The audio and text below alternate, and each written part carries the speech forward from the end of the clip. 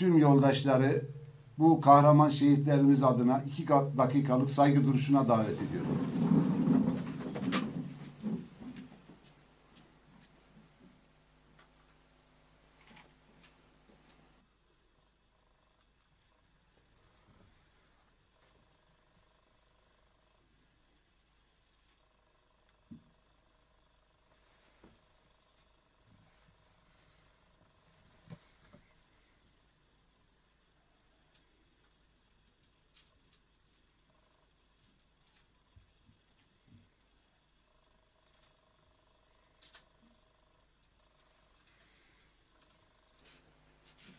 Şehitlerimiz özgürlük mücadelemizin önderidir. Eze, Dışarı esası hatta apoyi, Veki sosyalisteki, Civaka demokratik bijim, Lehemberi, Şaristaniya mere serdest, U pergala devlet perest, Tev koşum, Pergala kominin demokratik,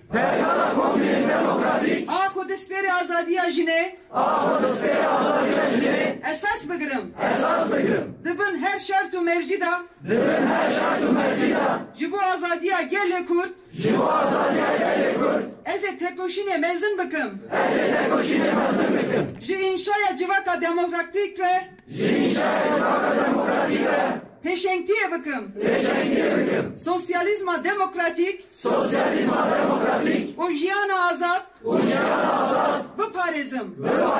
Hemu nırxenku. Pekeke avakırine.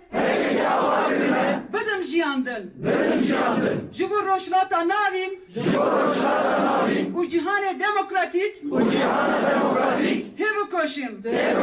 Liservi esasi. Liseri da jirebe rapore. Ji hemu şehidin Kurdistan era.